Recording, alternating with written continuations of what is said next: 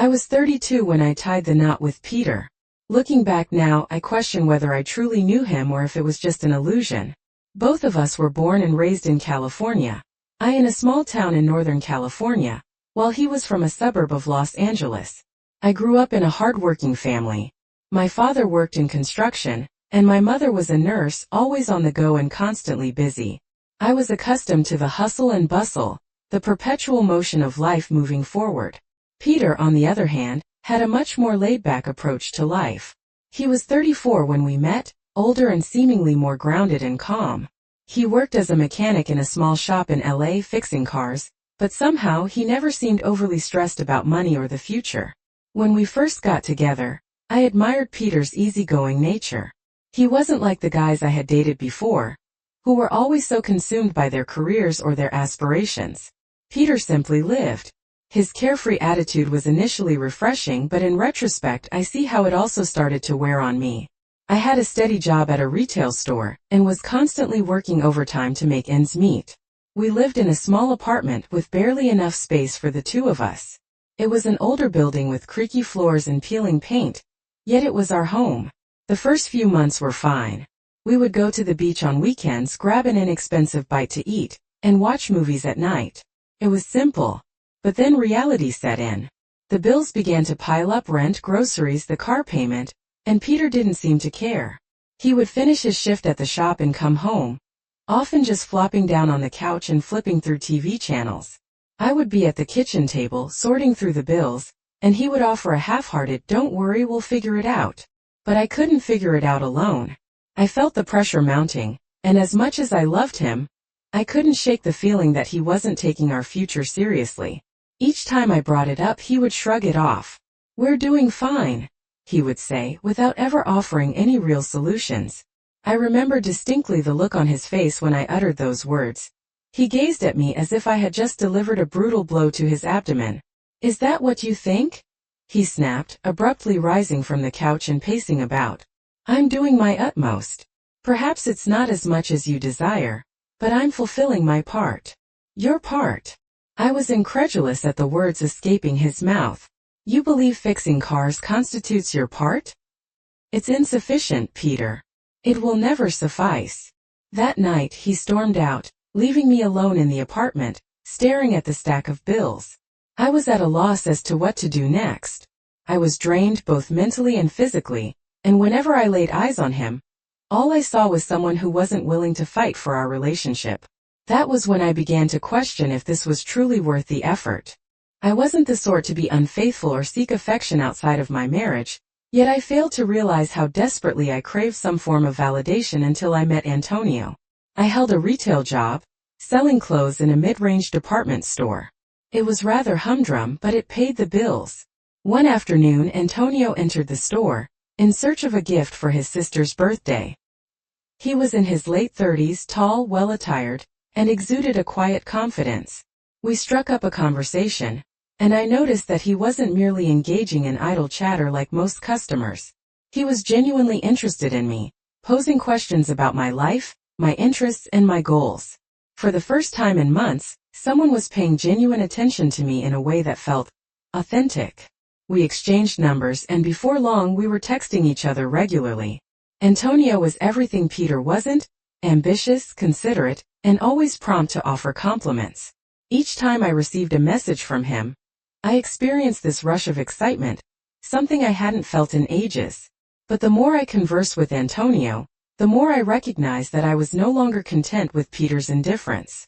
For the first time in a long while, I felt as though I possessed the courage to take action. Peter stormed off once again, yet this time I didn't await his return. I packed a bag and departed. I didn't even disclose to him where I was headed. I was finished. The days subsequent to that conversation with Peter were among the most arduous of my life. It wasn't merely about the tension existing between us. It was the abrupt realization that the man I had wed wasn't the individual I had hoped he would evolve into. I recall lying awake at night, staring at the ceiling, listening to him snoring beside me, experiencing an overwhelming sense of isolation. It wasn't just the emotional distance any longer, it was everything. Our entire relationship felt like a succession of unfulfilled expectations.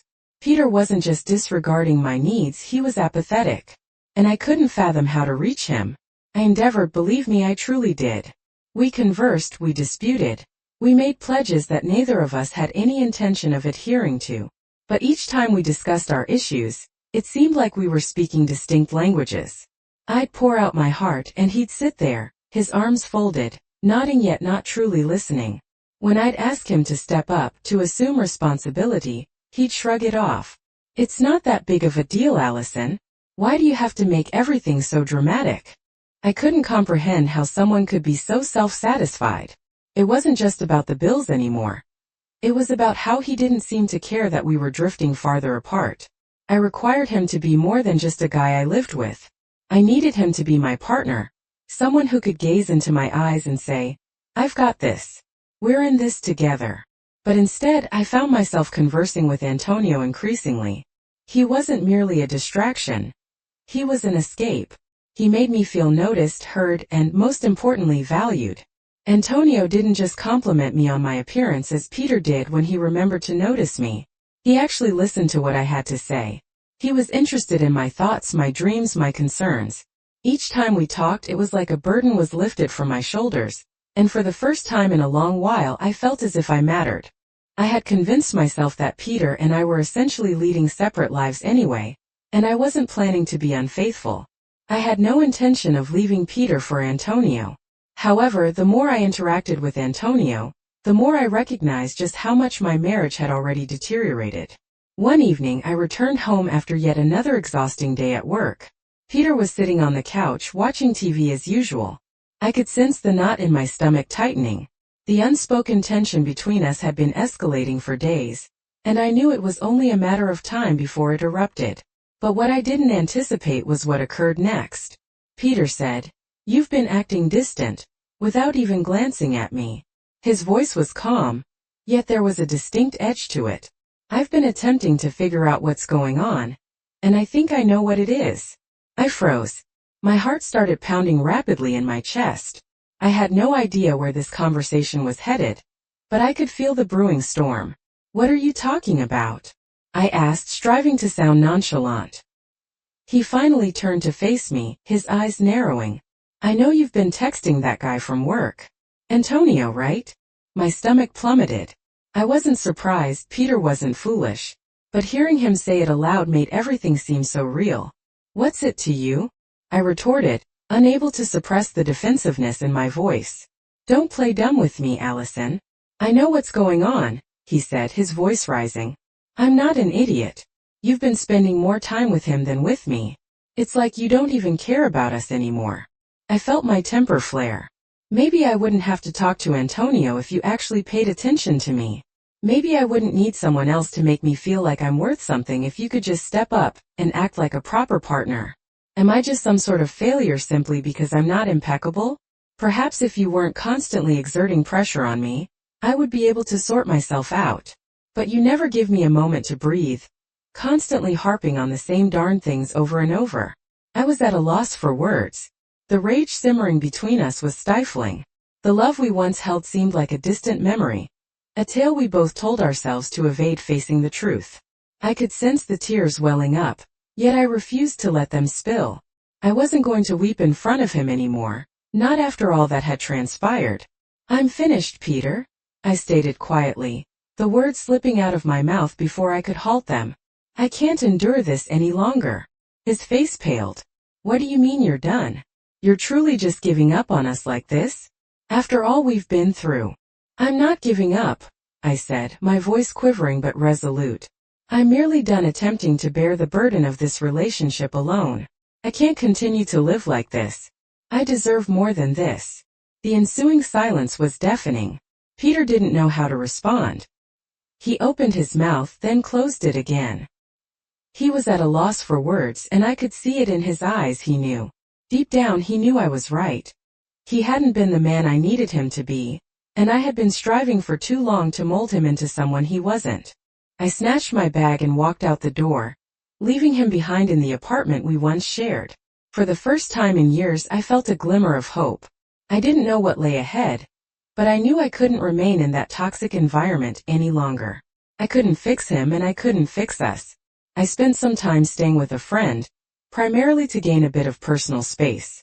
With Antonio, I endeavored to keep things on the down low, not wishing to rush into anything while I was still in the process of dealing with everything. However, it wasn't long before I recognized that the excitement I once felt when chatting with Antonio was beginning to wane. I was still emotionally raw, and I wasn't sure if I was seeking love or merely a means to divert myself from the mess I had created in my life. Not long after, Antonio and I had another heartfelt conversation. We had been texting continuously, but when we met in person the atmosphere was different. There was an awkwardness between us, a tension that I couldn't shake off. And then one night, just as I was starting to believe that perhaps Antonio was the solution to my problems, the absolute worst thing occurred. I discovered he wasn't as flawless as I had initially thought. The night that Peter confronted me about Antonio was the first time I truly felt the weight of my choices come crashing down upon me. I had always believed I could manage everything, my emotions, my desires, and my marriage. But that night the facade I had so painstakingly constructed crumbled, and I was left standing there exposed and vulnerable. It all started rather innocently. Peter came home late, his regular shift at the garage extending into the evening. I was sitting on the couch, flipping through a book, but my mind wasn't truly focused on it. I was restless and agitated. I hadn't heard from Antonio that day, and a small part of me was bothered by it. But just as I was beginning to think maybe I had overreacted, I heard the sound of Peter's voice from the hallway. "Who's Antonio?" His voice was low, almost measured, but I could tell something was amiss. It was the tone he used when he was about to unleash something. I never expected it to unfold like this, not so blatantly. Of course I should have known better. Peter wasn't a fool. He'd seen the texts. He'd witnessed how much time I'd spent texting and how frequently I'd been on my phone when he was around. "Why do you care?" I retorted, attempting to sound nonchalant, but my voice gave me away. It cracked slightly and I knew he'd noticed. "Because," he said, his voice escalating now, "you've been talking about him for weeks. You're always on your phone sneaking around, and I'm supposed to just sit here and pretend everything's okay."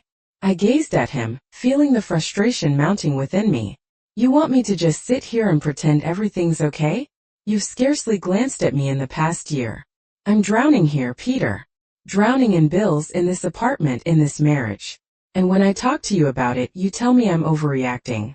So don't sit there acting like I'm the one with the problem." His face reddened, his jaw clenching tightly as he rose from the couch. He paced back and forth, his fists opening and closing as if he were attempting to find the appropriate words. But no words came. Instead there was a great deal of silence. Long, uncomfortable pauses that made the air thick and heavy between us. "I don't need to hear this," Peter finally said, his voice barely audible. "You don't get to do this to me. You want to leave, just say so. You're already halfway there." The words struck me like a blow. I'd never intended to hurt him. I hadn't set out to betray him. But now, looking at him, truly looking at him, I realized just how far apart we drifted. I tried for so long to make things work, to hold the pieces of our marriage together. But all along I was slipping deeper into something else, into someone else. I paced the room, my mind in a turmoil. "I'm not leaving you for Antonio. However, I'm exhausted from feeling so alone, Peter. I simply can't continue like this. I'm not asking you to change, but I require something more than what we currently have." He gave a bitter laugh. "And precisely what do you think you'll discover with him? You believe he'll rescue you? He's just a man, Allison. He won't provide you with the fairy tale you envision yourself deserving." His words cut deep, yet there was a truth within them that I couldn't disregard. Antonio wasn't the solution. He never had been. He was the escape, the distraction, the temporary fix for the void in my life that I had wrongly attributed to Peter. But deep within, I knew this wasn't about Antonio. It was about me. It was about the choices I had made, the decisions I had evaded, and the person I had become. Peter and I stood there for what seemed like an eternity, neither of us uttering a word for what felt like hours. Eventually, the silence became unbearable. Peter stormed out of the room, leaving me standing there alone, the weight of it all pressing down on my chest. Not long after that, we had the conversation that signified the end of our marriage. We both knew it was over. There was no grand revelation or dramatic confrontation. There was no "I love you but it's time to go" moment. It was just a quiet, painful unraveling, where every word felt like a nail being driven into the coffin of all that we had once built. "You're right," Peter said one night as we sat at the kitchen table, with the last remnants of dinner still on the counter. "I don't think I can fix this. And perhaps I'm just too tired to even attempt anymore." I nodded, a lump in my throat making it difficult to speak. "I don't want to hurt you, Peter. I truly don't. But I don't know how to fix myself. I don't know how to fix us." And just like that, it was over. There were no lawyers hurling accusations or dragging us through a battle. However, the emotional toll it exacted on me was colossal. I had thought that leaving Peter and the life we had constructed together would liberate me. I had believed I would ultimately find happiness and feel whole anew. But I was sorely mistaken. I moved out and into a small apartment downtown, a diminutive space that was all mine. For the first time in years, I could inhale freely. I didn't have to fret about bills or whether Peter would grow angry if I broached a certain matter. It was just me, alone with my thoughts, with no one to whom I had to answer. And then, just when I thought I could finally let out a sigh of relief, I received a message from Antonio once again. He texted me one evening, the message flashing across my screen with the words, "We need to talk." I felt a knot form in my stomach. I hadn't spoken to him in weeks, not since the divorce. I had endeavored to move on, but it was arduous to disregard the pull I still felt towards him. I had envisioned that perhaps he would be the one to gather the pieces and show me what true love was supposed to be. I had convinced myself that it was merely a passing connection. However, the instant I laid eyes on him, those old emotions came rushing back. The warmth of his smile and the way his eyes seemed to penetrate right through me were all still there, pulling me in. "Antonio," I said, attempting to sound nonchalant, yet my heart was pounding furiously. "What's going on? You said we needed to talk." He gazed at me for a moment before sighing. "I'm sorry, Allison. I don't know how to put this, but I've been seeing someone else. I didn't think it was right to continue with you while not being honest." Those words felt like a punch in the gut. I stared at him, attempting to process what he had just said. He had been seeing someone else? The man I had turned to for comfort, the one who had made me feel alive once again, he had been deceiving me all along. "Are you kidding me?" I couldn't suppress the anger in my voice. "So this entire time you've been leading me on? You knew exactly what you were doing." He looked ashamed, his gaze dropping to the floor. "I never intended to hurt you, Allison. Just happened. I care about you, but I wasn't ready for something serious." The betrayal stung, and I felt tears pricking at the corners of my eyes. Once again I was left with nothing but regret and a broken heart. Had I left Peter for this? For another man who couldn't offer me anything genuine? What on earth had I been thinking? I walked away from that conversation feeling more empty than ever before. The pain of being lied to, of realizing that I had once again trusted someone unworthy, was suffocating. As I made my way back to my apartment, all I could think about was how I had swapped one disappointment for another. And in the end, I wasn't sure if I had actually learned anything at all. I often found myself pondering, or if I had managed to drag myself out of bed some mornings. It felt as if I were a complete stranger in my own life. Adrift, lost and disconnected from all that I had once thought I knew.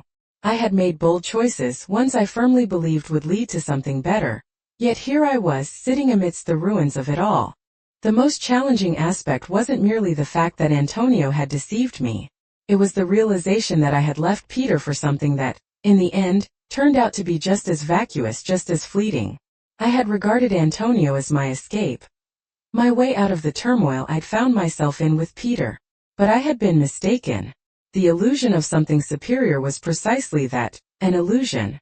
I attempted to keep myself occupied with work, throwing myself into the long hours at the retail store, but it was a futile attempt at distraction.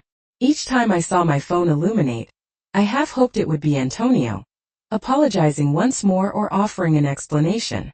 But it never came, and the silence served as a form of punishment, a reminder of how much I had trusted him and how effortlessly that trust had been shattered. One evening, after an especially long shift, I sank down onto the couch, exhausted both physically and emotionally. I didn't even have the desire to turn on the TV or scroll through my phone. I simply sat there in the silence, replaying everything in my mind, wondering where I had gone awry. I continuously asked myself why I hadn't simply been honest with Peter from the start. Why hadn't I informed him that I was struggling, that I felt neglected, that I needed more from him than just his indifference? Perhaps if I had, we could have worked through it. Maybe we could have found a way to mend things. But instead I had run. I had taken the easy way out, only to discover that the grass wasn't necessarily greener on the other side. I found myself attempting to mend what was fractured within. And in that process I had caused harm to those I cared about. Peter. Antonio. Even myself. My phone vibrated, yanking me out of my musings. It was a text from Peter. "Can we have a chat?" I gazed at the message for an extended period, my finger hovering above the screen. A portion of me desired to disregard it. After all, wasn't that the reason I had departed? But another part of me, a part one couldn't quite silence, yearned to hear him out. It had been several weeks since we last conversed. Weeks since we signed the divorce papers. We had settled everything amicably, and I had thought that would be the conclusion of it. But now here he was reaching out once again, and I was uncertain what to make of that. I inhaled deeply, my thumb typing out a response before I could overanalyze. "Sure. When?"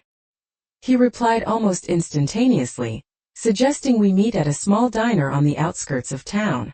I had no idea what to anticipate, but a part of me knew that seeing him again would evoke all those emotions I had endeavored so hard to suppress. I felt like an utter stranger within my own self. This diner was the place we used to frequent when times were better, when we could joyfully chat over coffee and discuss our future plans. But now the place seemed cold and distant. Peter walked in approximately 10 minutes later, looking much the same as always, though a bit older and more worn out. He had that same tired look in his eyes which I had grown overly accustomed to throughout the years. The same exhaustion that I had always regarded as merely a part of the job, a part of the life he had constructed for us. However, now I recognized that it wasn't just the job. It was us. It was our marriage. He slipped into the booth across from me, and for a moment, neither of us uttered a word. I could sense the weight of the silence bearing down on both of us, yet neither of us seemed to know how to break it. Finally, Peter cleared his throat. "How have you been?" he inquired, his voice tentative. I shrugged, striving to appear nonchalant. "I'm getting along. Just taking it one day at a time." He nodded, but I could detect the uncertainty in his eyes. "I've been reflecting a lot on everything. Regarding us. Regarding how things concluded." My stomach constricted at the mention of it. I didn't desire to revisit that place, didn't want to relive the pain of our final days together. But I also knew that there were matters left unsaid, things we needed to address if we were ever to find some sort of closure. I had held on to the belief that I could discover something that would restore my sense of wholeness. However, contrary to my expectations, I ended up feeling more lost than ever before. Peter's expression marginally softened, yet he refrained from speaking immediately. Instead, he gazed down at the table, his fingers idly tapping on its surface. "I'm sorry too, he murmured quietly. "I wasn't there for you when you required me. I'm aware of that. I didn't know how to be the husband you needed." His words struck me in a manner I hadn't anticipated. I had expended a significant amount of time blaming him and our marriage, but upon hearing him acknowledge his own flaws and shortcomings, I came to realize that I hadn't been flawless either. We had both let each other down in ways that I hadn't fully comprehended until that moment. "I was angry," I stated, my voice cracking. "I was angry at you for not perceiving me, for not listening to me when I expressed my need for more. But I wasn't perfect either. I should have conversed with you. I should have informed you of how I felt instead of fleeing." Peter nodded gradually, his gaze firmly fixed on mine. "I think we both committed mistakes. And I think we were both overly frightened to admit it. Perhaps that's why things concluded the way they did." A newfound sense of understanding emerged that had hitherto been absent. "I'm sorry, Peter," I murmured, more to myself than to him. "Truly I am." He reached across the table and gave my hand a tentative squeeze. "I know, Allison. I know." As we sat there, I came to a significant realization. Closure was not something that could be bestowed upon me by another. It was not something that would magically materialize from a conversation or a moment of reconciliation. It was something I had to grant myself. I had to forgive myself for the mistakes I had committed, for the paths I had traversed that had led me to this juncture. And even more importantly, I had to learn to release the past of Peter, of Antonio, of all the regrets that had been burdening me. I wasn't certain where my life would progress from here, but for the first time in a long while, I felt a glimmer of hope. Perhaps not for an idyllic future, but for a future where I could ultimately cease fleeing from my own choices, where I could stand up and proclaim, "I'm ready to move on." And with that, I rose to my feet, prepared to confront whatever lay ahead. It's astonishing how rapidly the universe can turn everything upside down. I had believed I had everything sorted out. After Peter, after Antonio, I had convinced myself that I could rediscover happiness, that I could piece together a life that made sense. But it transpired that this was merely another illusion. A month had elapsed since I last saw Peter, and during that time, I thought I was getting back on track. My work at the retail store was stable, and I was earning sufficient money to get by. I even began to go out with some friends on weekends, not anything serious, just casual get-togethers, a means to remind myself that there was still a world out there that didn't revolve around failed relationships and emotional upheavals. I met Mark through one of these outings. He was amusing, charming, and for a moment I thought he was precisely what I required. He wasn't a mechanic like Peter, and he wasn't an emotional roller coaster like Antonio. Mark was just normal, stable. He had a good job, a decent apartment, and a sense of humor that made me laugh for the first time in a long time. There was a longing to have someone who appeared to be truly interested in me. However, beneath the surface something felt amiss. Initially, I couldn't quite put my finger on it, but as I spent more time with Mark, I began to notice that the sensation of being seen that I had experienced with Antonio was absent. I didn't feel as special as I had hoped. Mark was kind, yes, but he didn't gaze at me in the way Antonio had, with that intense stare that made me feel as if I were the sole person in the room. One evening we were sitting on his couch, viewing some random Netflix show when he turned to me and queried, "Do you think we're ready to take the next step?" I froze, uncertain of how to respond. I hadn't really contemplated the future with Mark. I was just drifting along, attempting to forget the mess I had created in my past. "Next step?" I asked, striving to sound nonchalant, though my voice betrayed me. "Yeah," he said, shrugging. "You know, we've been seeing each other for a couple of months now. I was thinking perhaps it's time we get more serious. Maybe even move in together." I had an urge to laugh. Move in together? It was far too soon, and I wasn't even sure if I wanted that with him. But I couldn't bring myself to tell him that. Instead, I nodded and said, "Let's just take things slow for now. There's no rush." Mark smiled, yet I could detect a glimmer of disappointment in his eyes. He wasn't as content with the pace as I was. He desired more, and I wasn't sure I could provide it to him. I wasn't sure I even wanted to. The more time I spent in the company of Mark, the more I became cognizant that I was attempting to fill a void within me that no other individual could.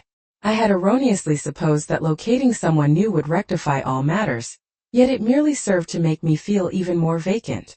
I was still in pursuit of that identical sensation I had experienced with Antonio, the feeling that someone could truly perceive me and make me feel as though I held significance. However, no one was capable of bestowing that upon me. It was something I had to bestow upon myself. One evening, while Mark was away on a business trip, I found myself sitting alone in my apartment, scrolling through my phone, and I was unable to refrain from checking Antonio's social media. I loathed that I did this, yet I was powerless to stop myself. There was something irresistibly alluring about him, even now, even after all that had transpired. I was well aware that he wasn't the solution, that he had wounded me more than any other, yet still, I couldn't expunge him from my thoughts. It was foolish, I knew. But in that precise moment, I felt as though I needed to gaze upon his visage once again, to remind myself of what I had forfeited. As I perused his photographs, I recognized how deeply I had invested in him emotionally. He was still posting pictures with his friends, laughing, leading his life as though nothing had occurred. And here I was mired in this interminable cycle of disappointment and remorse. I snapped my phone shut and tossed it onto the couch. Why am I subjecting myself to this? I murmured aloud, yet I had no answer. The silence between us was palpable, thick with an awkwardness that I could almost touch. It seemed to weigh heavily upon me, and I could sense the burden of all that I had left unsaid. Finally, after what seemed an interminable amount of time, Mark leaned forward, his expression solemn. "Allison," he said earnestly, "I simply want to know if we're in alignment. I'm prepared to progress with you, but I must know if your feelings are in accord." I blinked, taken aback. I truly wasn't certain what I was supposed to respond. I wasn't ready to move forward with him, not when I was still in the process of discovering who I was, let alone what I desired from a relationship. I wasn't prepared to be anyone's girlfriend, not when I hadn't even figured out how to be my own individual. "I think you're wonderful, Mark," I said, my voice gentle, "but I'm not sure I'm in the right mindset for a relationship at present." His face fell, and instantly I regretted my words. The truth was, I wasn't being fair to him, nor to myself. We both deserved more than the half-hearted version of me that I was presenting. "I understand," Mark said, his voice quiet. I thought we had something." I nodded, attempting to make my words seem less harsh. "We do. I just need some time, okay?" He didn't reply immediately, and the silence between us felt stifling. After a long pause, he stood up, grabbed his coat. "Okay. I guess I'll see you around." I watched him walk away, and for the first time in weeks, I felt a glimmer of relief. I no longer felt the pressure of attempting to be something I wasn't. For once, I was simply being myself, however fractured or imperfect that might be. As Mark vanished into the crowd, I came to a realization. I wasn't ready to embark on another relationship. Not with him, nor with anyone else. I needed to figure out who I was before I could ever offer that to another person. The illusion of happiness, of moving on, of finding something better. It wasn't real. It wasn't about finding someone else to fill the voids in my life. It was about learning to be whole on my own. And perhaps that was the most difficult lesson of all.